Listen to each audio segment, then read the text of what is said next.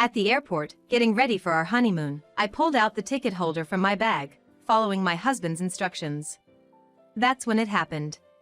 My husband snatched the plane ticket from my hand and threw these words at me. "You're not worth it. I should have gone with someone else." He then ran towards another woman. Watching him, a secret smile crept onto my lips, and I took out my phone. "Well, time to go as planned. My name is Michelle Anderson. Ever since I graduated from college, I've been working at a trading company in New York, now 30 years old. My husband of the same age, John, is a journalist registered with a publishing house. We met in the same college seminar.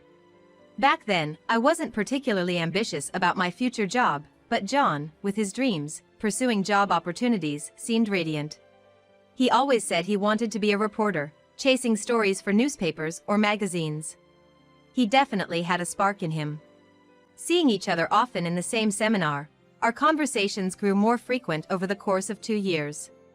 By the time graduation approached, I didn't want to part ways, so under his proactive approach, we started dating. We lived together for 3 years after graduation. Then, at 27, we made it official.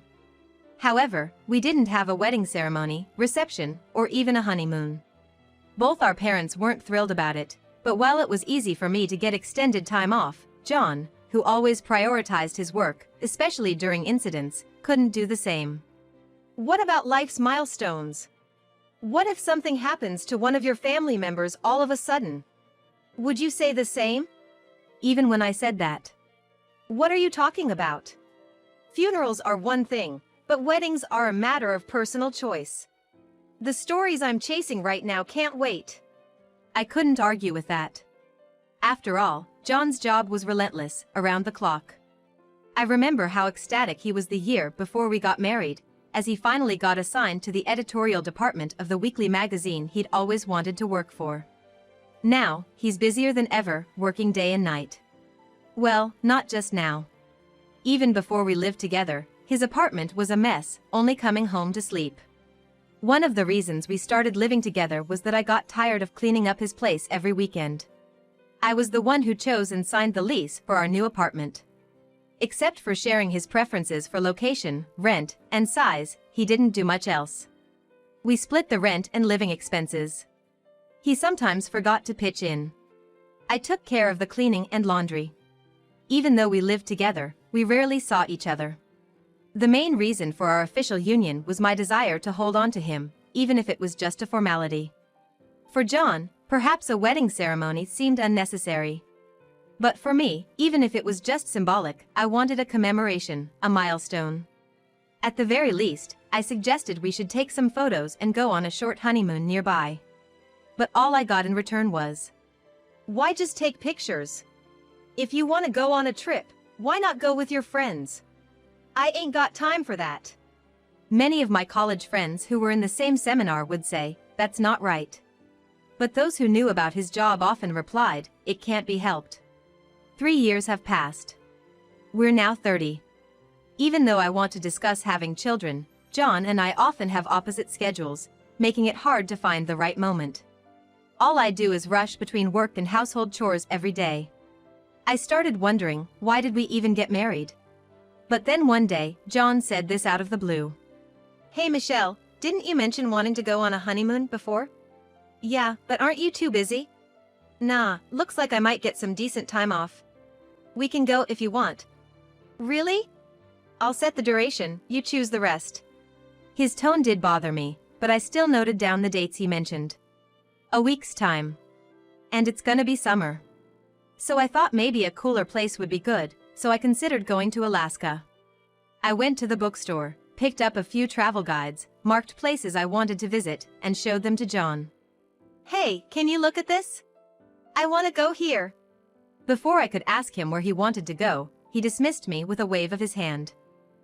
You choose. I'm fine with anything." Oh, okay. Something felt off to me then. Maybe it's unfair to expect much from John with his busy daily life. But this is supposed to be our honeymoon. Our very first milestone. I wanted to discuss and decide the destinations with him.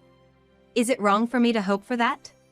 Even though we've lived together for years, our lives barely intersect. When was the last time we had a meal together?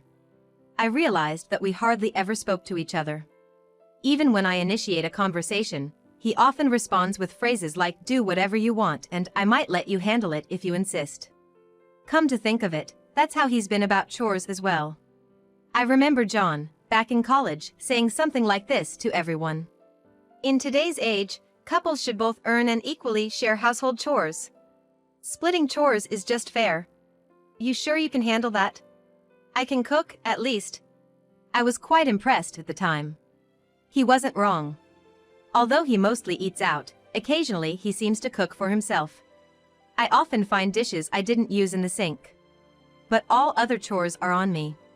I always end up cooking, cleaning, doing laundry, taking out the trash, everything. Now, John rarely comes home at the same time I do. Once in a blue moon, we get to have dinner together, and it's a relief. But even then, he's constantly glancing at his phone on the table. Once dinner's over, he quickly moves to the living room, seemingly messaging someone on social media. All the while, I'm busy cleaning up. One day, slightly irritated by his indifference, I commented, "You seem awfully busy texting." "Well, unlike you, I have work contacts to keep up with." He probably wasn't wrong. By the way, he often leaves his smartphone unattended. Like when he's taking a bath or napping on the living room couch. It was by pure chance that I peeked into it. He was messaging a woman. Who is this person? At that moment, I shoved my smartphone screen in front of a groggy, just awakened John. The name on the screen read Anna Johnson. Multiple messages from John's side lined up, reading things like "How've you been?" and "You okay since then?" Who? Oh, she's related to the case I'm currently working on. Is there a problem? You're texting someone related to the case every single day? Well, if I have questions, I've got to show some sincerity, right? But doesn't she seem annoyed by it? You have a problem with how I do my job? I couldn't really argue when he brought up work. But decide soon where we're going. I might not be back until the last minute because of the case I'm investigating. Pack our bags, will you? Yes, that had just happened recently. And finally, the day of our trip arrived. John, who said he might not make it home in time, surprisingly woke up early and in high spirits. Then, "I'm gonna make breakfast," he said, placing a plate of toast, bacon and eggs, and a salad in front of me. I became suspicious when he also set down a pot of coffee, as it was so unlike him. What's with that look? When I decide to do something, I do it. Sure, it was just store-bought potato salad, undercooked bacon, and instant soup, but there was no need to make it seem so special. I kept those thoughts to myself and quietly ate. Here, your luggage. Thanks, looks like you packed it well. Aren't you gonna check inside? I'll check later. If you say so. We headed straight for the airport. By the way, our destination written on the tickets was Alaska. We had plans to travel around different parts of the state. We took the tram to the domestic terminal and headed for the boarding gate. As we were approaching, John suddenly stopped in his tracks. Hey, have your boarding pass ready? I can get it out quickly. As I began to pull out the ticket holder, he snatched the tickets from me, saying, "What a waste to travel with you. I should go with someone else." With that, he ran towards the boarding gate. There was a woman standing ahead. That's Anna Johnson. He had a picture in his smartphone. That's definitely her. I caught a glimpse of that, smirked discreetly, and took out my own smartphone. Well, shall we head out as planned? A few hours later, I was at the terminal building of an airport in Alaska. Headed straight for the domestic exit, right up to the famous pastry shop in the dessert corner on the second floor. I knew John and Anna were at the eat-in space there. I confidently walked in and approached the two of them who were enjoying an airport-exclusive sundae. Found ya! John, who had been gazing dreamily at Anna, suddenly paled, a bit of ice cream still on the corner of his mouth, looking at me as if he'd seen a ghost. Wait! Why are you here, Michelle? Anna jumped up and threw herself at me. Michelle, I've been so scared! I gently rubbed her trembling back, while giving John a stern look. What do you mean, why am I here? Do you know how many flights from different airlines land there? I just took the earliest one. Are you really a journalist? Not even knowing something so basic. Ugh. Exactly. How can you not even realize that, John? What kind of journalist are you? From behind me, a deep male voice slowly approached, making John look even more tense. Why? Why is the editor here? Let's not make a scene here. Let's step outside. The man called editor was Mr. Long, the chief editor of my husband's department. When we got married, he and his wife had invited us to dinner as a celebration. At that time, we exchanged numbers just in case. As the charismatic Mr. Long grabbed his arm, John shivered. Anna, walking beside me, intertwined her arm with mine, while John looked on, completely baffled. Every time he tried to get closer to Anna, Mr. Long would firmly hold back John's hand. We pretended not to notice as John clicked his tongue in annoyance. It's less crowded over here. We headed towards a special room on the third floor we had reserved earlier. A man already inside stood up and waved at us. Hey, over here! John's expression turned to shock and he stopped in his tracks. Come on, why are you stopping? Wait, Michelle, why is my dad there? Well, you left me behind, so I just invited everyone. Why not make it a family trip? That's right. It's your fault for thinking you could go on a honeymoon with another woman. Mr. Long started dragging John. It's okay. I whispered to Anna, and she nodded. Sorry for the wait, mother and father-in-law. We've managed to capture John. Capture? Exactly, a man who thinks of going on a honeymoon with another woman should be captured, don't you think? Even you, Mom? And you used Michelle's money for all this, didn't you? Father-in-law? Yes, it wasn't just the in-laws. My parents were there too. And another man, in a suit with glasses. So, is this the young lady in question? Who are you? Sorry for the late introduction. I am. He handed a business card to John. A lawyer? Why? In fact, I received a request from both Michelle and Anna here, John said. Michelle did? Wait, more importantly, Anna, why on earth? John reached out to her as he said this. However, his hand missed as Anna dodged it. Stop it. Anna? I'm sorry, Anna. I managed to get her out here with your help, but it seems that was my limit. No, I'm sorry. If this settles everything. Settles? What are you talking about? You've been following Anna around for a while, haven't you? You're saying I've been stalking her? Is that not the case? It's not. I spoke to Anna about the incident that happened the other day. So after that was over, you kept in touch even though the article was done? For stories like this, you're supposed to keep in touch with the people involved. Mr. Long slapped John on the head from above. I apologize, Ms. Johnson. I told him not to publish any more articles about the incident you were involved in. Yes, I thought so. Look at the messages this man has been sending me. The lawyer handed out printouts of the messages to everyone. What is this? Thank you for your cooperation. Would you like to grab dinner sometime? And you kept inviting her long after she declined. I mean, it's just common courtesy. I was drawn to your brave attitude. What's this about? She truly was brave. Despite the incident, she tried so hard to recover. John. The voice of John's father-in-law boomed. What on earth are you saying? Drawn to her? Ms. Johnson, I won't ask about what happened, but I know you were hurt. Yet, it seems this fool kept reminding you of it when you were trying to forget. Anna nodded with tears in her eyes. I only cooperated because he promised to write properly about the incident. Yet, he kept coming up with reasons to ask me out afterward. And the volume of messages too. And he knows where I live. That's right. There's also this. The lawyer handed out several pictures. They showed John with a camera next to a window of a 2-story apartment complex. It's the apartment I live in. You were up to this? Hearing that, Anna shivered again. I've made up my mind. I'm gonna report him for stalking. What are you talking about? Anna began to speak as if a dam had broken. Every single day, he asks, "What are you doing? Can we meet tomorrow?" Even though he's heard about the incident, he persists even after I tell him there's nothing more to discuss. But you replied to my texts, didn't you? Who do you think is enjoying this conversation? Exactly. Thanks for today, have you been? Yeah. You know what's good when you're tired? A massage. I'll come over and give you one sometime. I'm busy now. Stuff like that. And what's with the creepy "are you in the bath" messages? I chuckled as I flipped through the thick printout. Yes, I really appreciate everything Michelle did.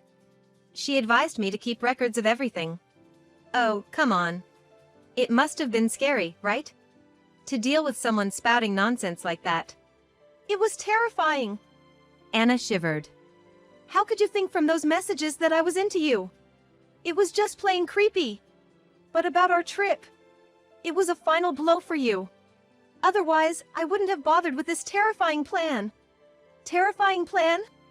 You still don't get it? I sighed deeply. That was my name on it, right? Huh? He probably realized it was about the airline ticket. Oh, right, it was. What about it? Mr. Long spoke in a hushed tone. You know, if that's found, it's a crime. Exactly. And if someone gets caught, it won't be you. It's her. He gasped. He truly seemed unaware. Mr. Long put his head in his hands. I can't believe how stupid my subordinate has been. You too? Shut up. You're gonna use this to fly to the Philippines. With that, Mr. Long shoved the ticket in John's face. What? Why? There are various matters to investigate over there now. You can refuse if you want, but if you do. Mr. Long turned to Anna. Yes. If you decide to stay in the country, I'll report you to the police for stalking. I get it. But I don't have my luggage, my passport. The passport. Here. It was my turn to hand it over to him. Oh, right. There's something important. Sign this before you go. I handed him the divorce papers with my signature. Divorce papers? Are you abandoning me too? Oh, what are you saying to the wife who went to such lengths to prevent you from getting a criminal record? I'm the one who runs our home. I laughed dramatically. But then I changed my expression.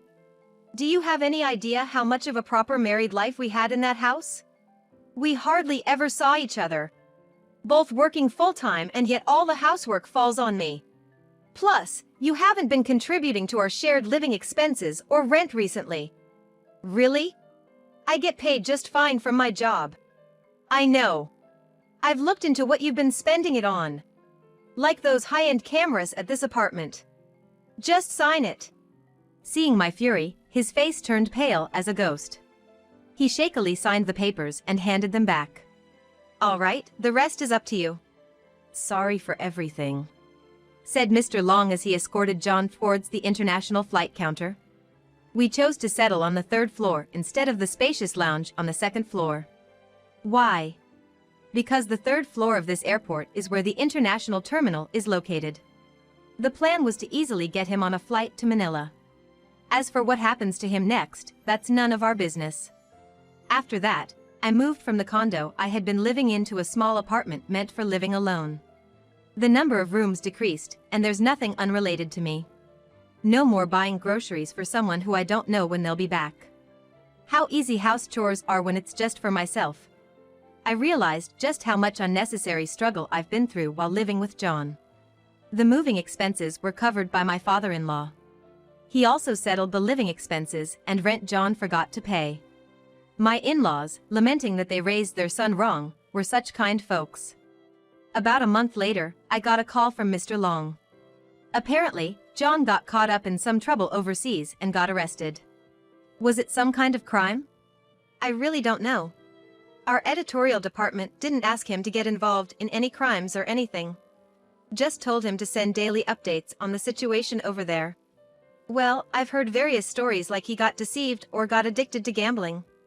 Told him if he could get a big scoop, we might let him return. Seems like John got too ambitious and ruined himself, Mr. Long indirectly implied to me. Since then, I haven't heard any rumors of him coming back. Michelle, over here. At the cafe we had arranged to meet, Anna signaled me. I quickly approached her table. Sorry for the wait. All set? Absolutely. How about you, Michelle? Look. I showed her the fan merchandise for the concert we were going to. We shared a cheerful smile, had a quick coffee, and then headed for the venue.